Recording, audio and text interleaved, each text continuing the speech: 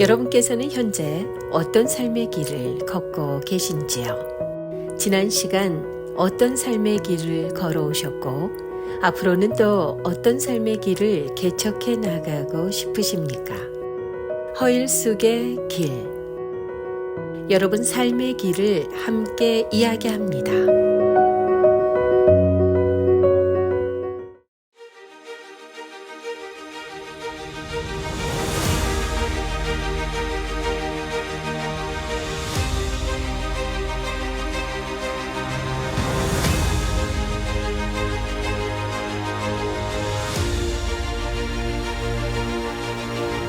교회 입구에서 마주하게 되는 이 시 구절이 매우 인상적인데요. 사람이 온다는 건 실은 어마어마한 일이다. 그는 그의 과거와 현재와 그리고 그의 미래와 함께 오기 때문이다. 한 사람의 인생이 오기 때문이다. 바로 이 시 구절이 방문객을 맞아주는 교회가 있습니다. 시카고 기쁨의 교회가 창립 10주년을 맞았어요.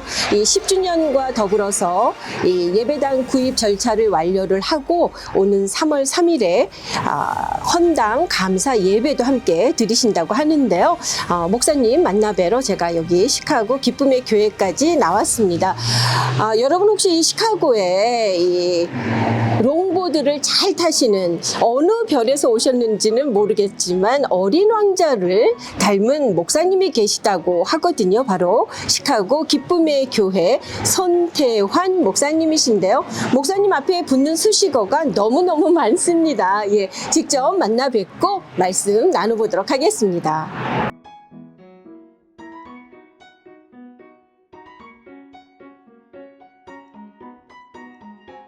손태환 목사님 만나 뵙도록 하겠습니다. 나와주세요.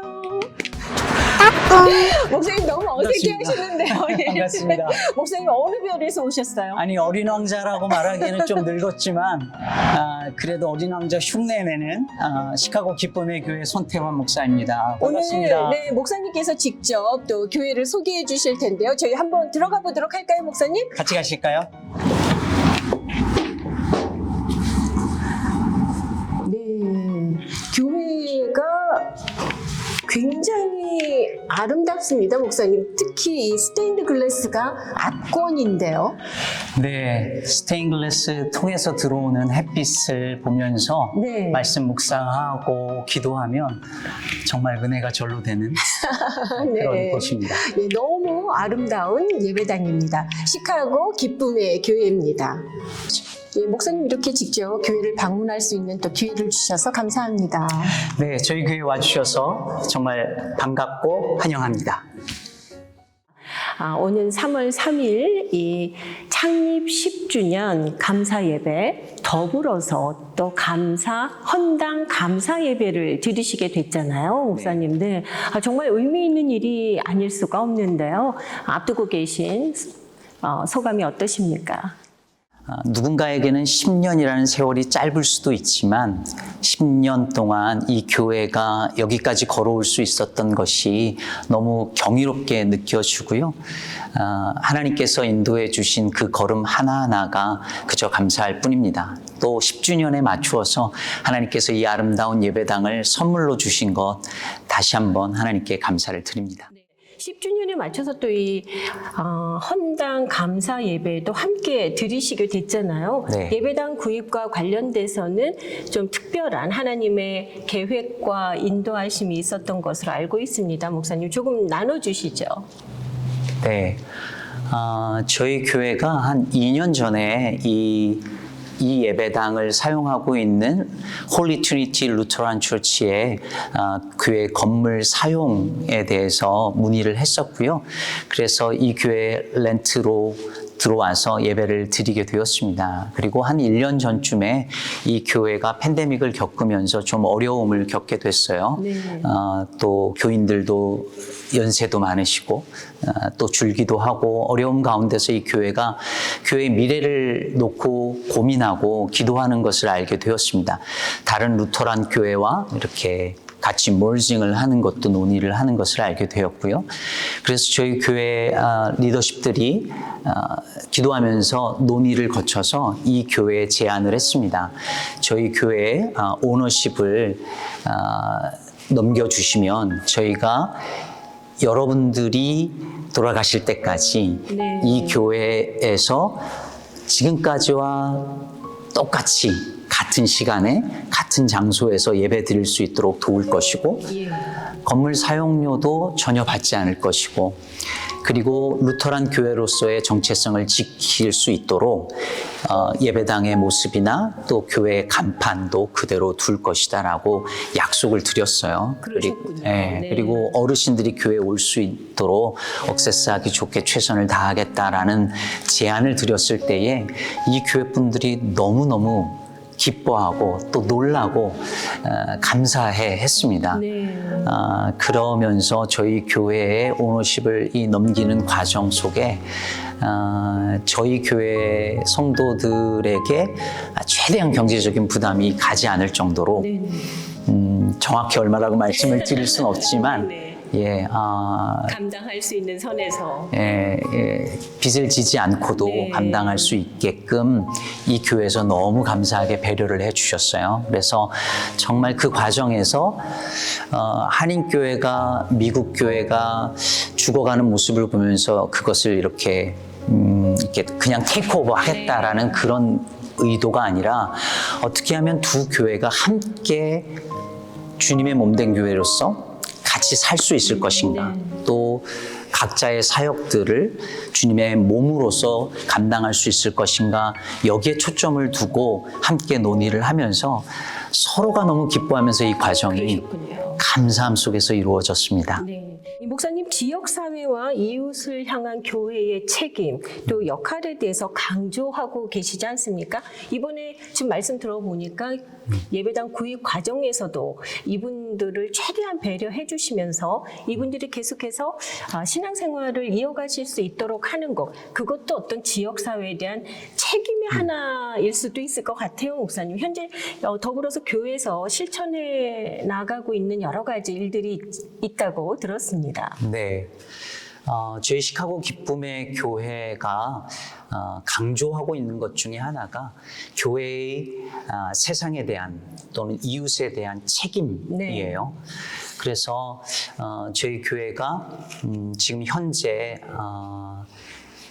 이 지역 또는 이 일리노이 지역에 있는 서류미비 이민자들을 돕는 일들을 해오고 있고요.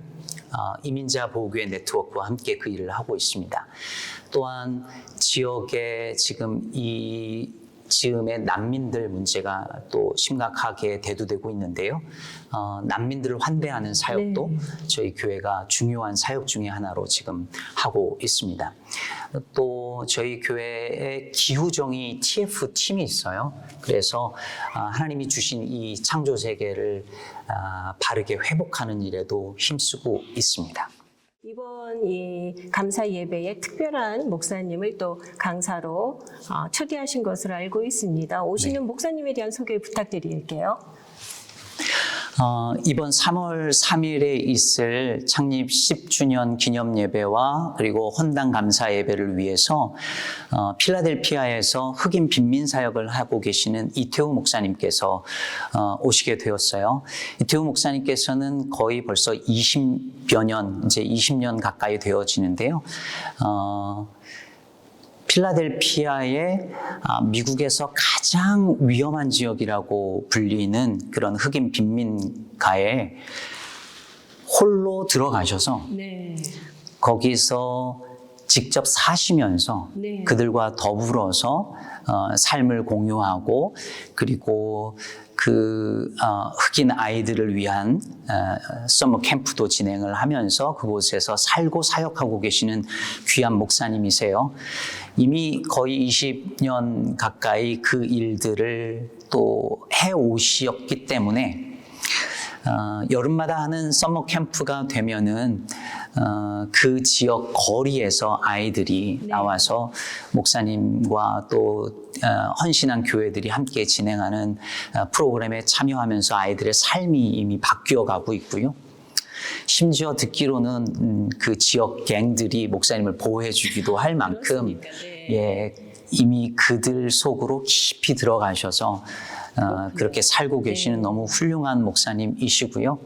저희 교회가 올해 표어가 주님의 몸, 이웃의 봄이에요. 그래서 정말 이웃의 봄 소식 같은 일들을 삶으로 실천하고 계시는 그런 목사님을 모시게 돼서 너무너무 기쁘고 감사하게 생각합니다.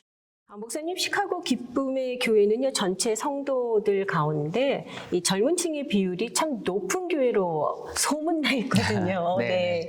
특히 이 30, 40대 연령층의 성도분들이 많이 계신 것으로 알고 있는데, 한국이나 미국이나 20대뿐만이 아니라 이 40대 분들이 참 교회를 많이 빠져나간다는 그런 안타까운 소식이 들리고 있잖아요. 네, 기쁨의 교회, 왜 이렇게 특별히 40대 성도들의 층이 두꺼울까요? 뭐 특별한 이유가 있을까요, 목사님?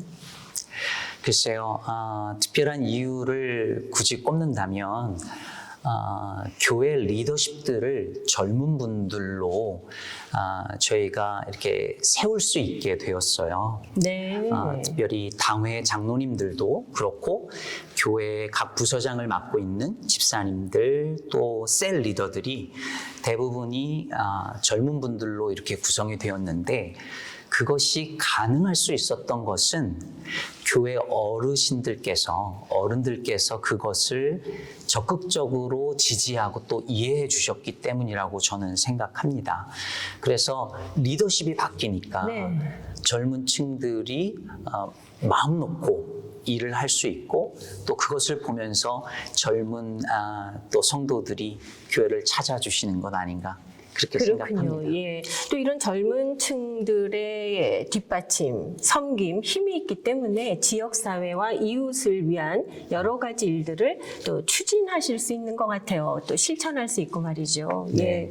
목사님, 제가 서두에도 말씀을 드렸습니다만 교회 입구에 시 한 편이 써 있거든요. 그것도 정말 너무 정감 어리게 칠판에 분필로 한자 한자 꾹꾹 손글씨로 눌러 쓴 제가 시예요. 썼습니다. 목사님, 네, 아주 글씨가 예뻐요. 예, 목사님이 직접 쓰셨군요.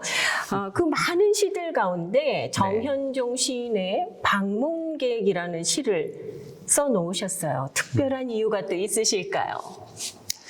네, 정현종 시인의 방문객이라는 시는 워낙 유명해서 많이들 알고는 계십니다. 사람이 온다는 것은 실은 어마어마한 일이다. 그는 그의 과거와 현재와 미래가 함께 오기 때문이다. 한 사람의 일생이 오기 때문이다. 이런 시잖아요.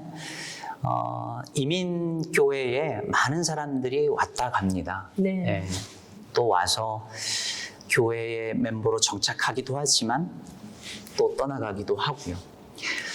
그런데 누가 오던 간에 한 사람이 우리에게 다가오는 것은 그가 누구가 됐든, 우리 교회 교인이든 아니든 그건 정말 어마어마한 일이라고 말해주고 싶었습니다. 그래서 그렇군요. 네. 네, 우리 교회를 찾아주셔서 너무 감사하다는 말을 그렇게라도 좀 표현하고 싶어서 그렇게 네. 만들어 보았습니다. 정말 이 목사님의 진심 어린 마음이 담긴 그 시였던 것 같아요. 그냥 들어올 때 딱 마주했는데 왠지 마음이 좀 찡해지면서 그 마음에 무장해제가 된다고나 할까요? 목사님께서는 그뿐만이 아니라 또 매주 이 시를 잊은 성도에게라는 제목 아래 시 한 편 소개해 주시고, 또 목사님께서 느끼신 점들을 단상으로 함께 전하고 계시잖아요. 네. 이렇게 하게 되신 어떤 동기가 있으셨습니까? 사실은 제가 유학 생활을 10년을 했어요. 네. 그러면서 마음이 이렇게 참 드라이해지고 힘들 때 시가 주는 위로가 있었습니다. 그러면서 생각한 것이 뭐냐면, 이민 생활이 정말 팍팍하잖아요. 그런데 교인들께서 교회에 오셔서 일주일에 한 번씩이라도 네.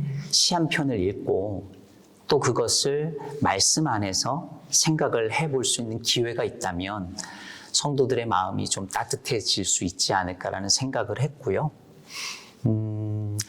그리고 늘 생각하는 것이 뭐냐면 우리 교회의 언어가 너무 그냥 종교적인 언어에서 그치는 것이 늘 안타까웠습니다. 네네. 그래서 조금 더 저는 예수님이 시인이라고 생각하는데 그 시인인 예수님께서 사용하셨던 그런 시적인 언어와 감수성들을 우리가 조금 더 배울 때에 말씀을 보는 눈도 달라질 것이고, 왜냐하면 성경은 다 시적인 언어로 되어 있거든요. 그렇죠. 네. 그렇다면 말씀을 읽고 듣는 데 있어서도 어떤 시적인 감수성이 도움이 될 거라고 저는 믿었습니다. 그리고 사실 그렇게 될 수 있다는 것을 보고 있고요.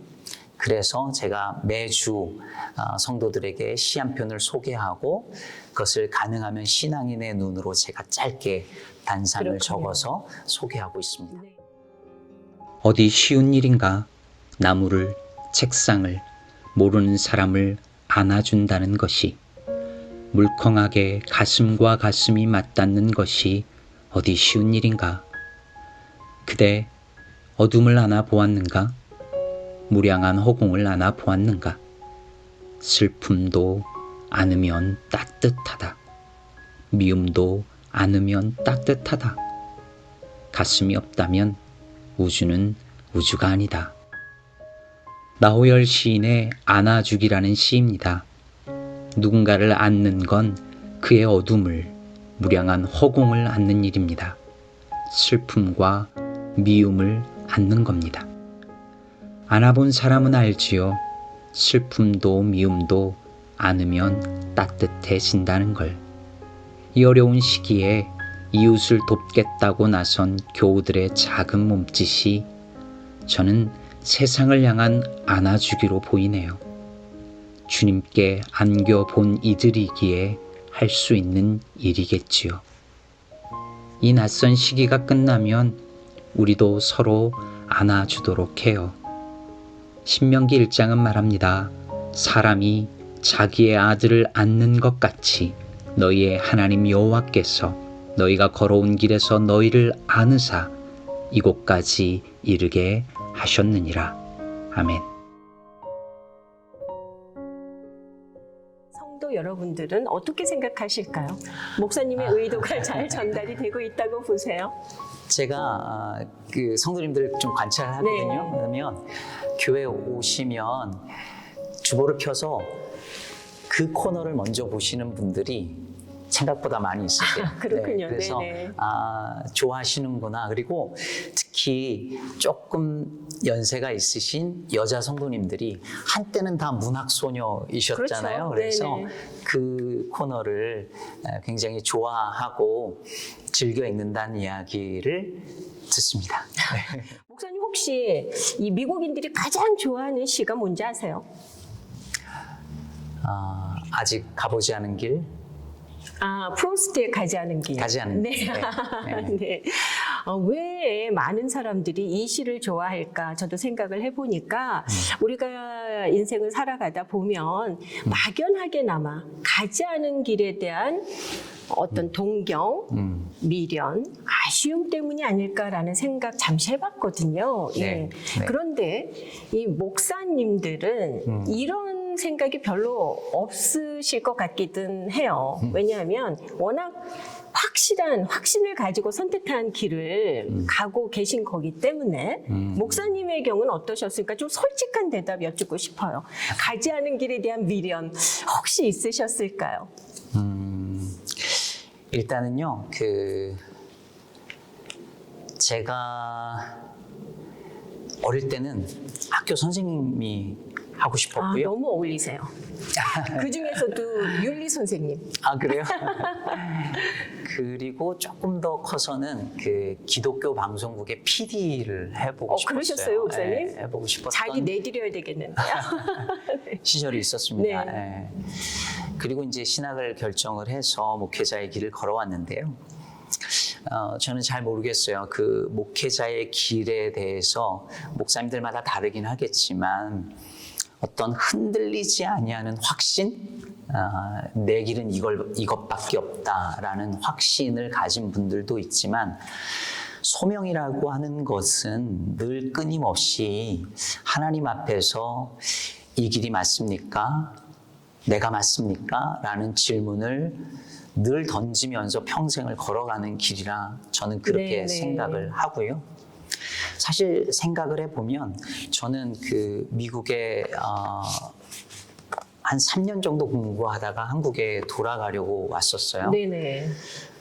그러다가 어느 순간에 저를 향한 부르심이 이제 티칭하는 것이구나라는 생각이 들어서 PhD 과정 속에 들어갔었고요. 그래서 논문만 남겨놓고 있을 때에 네. 이제 박사과정을 그만두고 담임 목회에 전념을 했어요. 그리고 하나님 앞에 하나님 제가 이민 목회를 하든 뭘 하든 미국만은 빼주세요. 이랬었는데 네. 미국 목회를 하게 됐죠. 네네. 그리고 한국행을 접었는데 저에게 이제 많은 분들이 박사과정을 마치지 못한 것, 네. 티칭으로 가지 못한 것 후회스럽지 않느냐라고 말씀은 하세요. 그게 이제 제가 가지 않은 길이죠. 네. 가지 가려고 했다가. 네. 그런 길이긴 한데 결정하기까지는 어려웠지만 돌이켜보면 제가 목회의 길을 걸어가고 이미 목회를 하게 된 것에 대해서는 그 하나님의 부르심이라고 하는 그 확신은 분명히 있습니다. 네. 그래서 특히 시카고에 와서 이렇게 우리 사랑하는 성도들과 함께 행복한 목회할 수 있는 것을 돌이켜보면 하나님의 분명한 인도하심이었다라는 생각이 들고요. 네. 조금 이제 이만큼 지나고 와서 생각해 보니까 내가 길을 선택하는 줄 알았는데 길이 저를 선택을 한 것이었구나라는 생각을 자주 하게 됩니다. 참, 그 부분을 좀 여쭙고 싶었어요, 목사님. 우리가 때로는 내가 선택하지 않은 길을 가게 되는 경우가 생각보다 참 많잖아요. 그런데 뒤돌아보면 또 그것이 하나님의 계획이셨고 인도하심이었다라는 고백을 할 수밖에 없는데요. 목사님 특별히 교회에 이 30, 40대 젊은 층들이 많다 보니까 이 자신이 가야 될 길, 방향에 대해서 고민하는 얘기들 많이 들으셨을 것 같아요. 네. 네. 좀 어떤 조언을 해주십니까? 제가 미국으로 오려고 하는 한국에 있는 후배들에게 자주 하는 말, 혹은 지금 미국에 와서 길을 고민하고 있는 후배들한테 자주 하는 말이 태평양을 건너서 여기 올 때에 그냥 바다를 건넌 게 아니라 돌아가기 힘든 인생의 바다를 건넌 것이라고 우리 다 모두 건넜는데요. 네, 그렇게 네. 말을 합니다. 그땐 잘 몰랐잖아요. 돌이켜보고 나니까 그게 인생의 큰 바다를 건넌 것이었구나라는 생각을 하게 됩니다.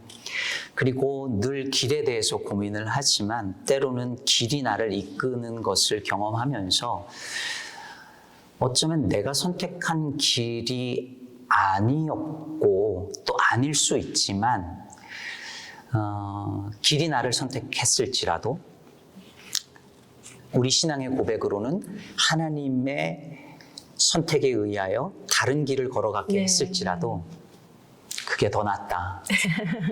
예. 돌이켜보니 그게 나은 길이었구나라고 믿게 되어서요. 네.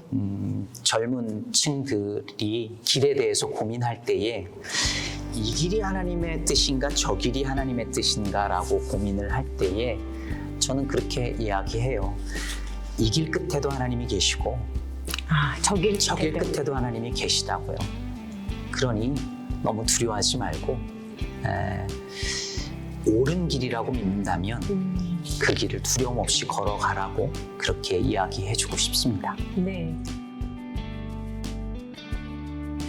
자, 이 창립 10주년을 맞는 시카고 기쁨의 교회 목사님의 목회 비전 가운데 어떤 앞으로 이 교회의 모습을 또 꿈꾸시는 부분도 있으실 텐데요. 시카고 기쁨의 교회 어떤 미래를 소망하시는지요?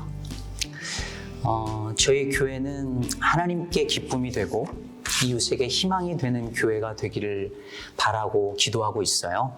그러면서 그것을 어떻게 만들어갈 수 있을까라고 하는 기도 제목 하에서 저희 교회는 모든 사역과 그리고 목회가 3가지 키워드로 지금 진행되고 있습니다. 첫째는 묵상, 둘째는 일상, 세 번째는 세상. 제가 라임을 맞췄는데요. 그래서 묵상은 깊게, 일상은 아름답게, 세상은 평화롭게. 이게 저희 교회 비전이에요.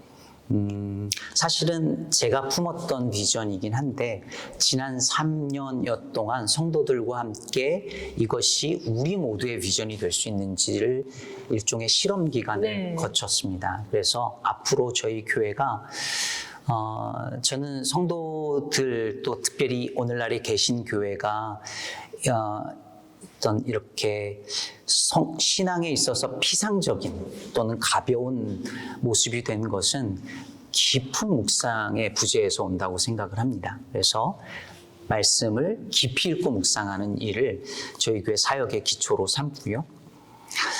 또 한 가지는 성도들의 일상이 신앙과 어떻게 연결될 수 있는가가 늘 저의 고민이고 목회의 어떤 기도 제목이기도 합니다.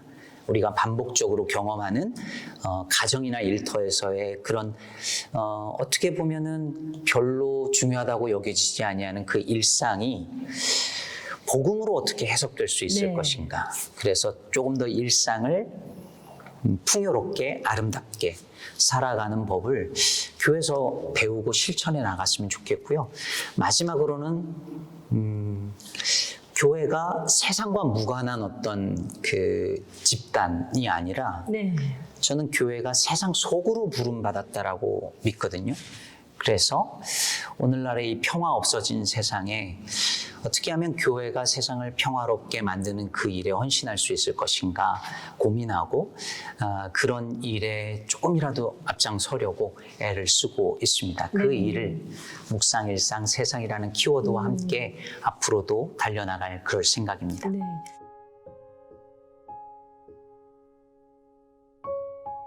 의자 이정록. 병원에 갈 채비를 하며 어머니께서 한 소식 던지신다.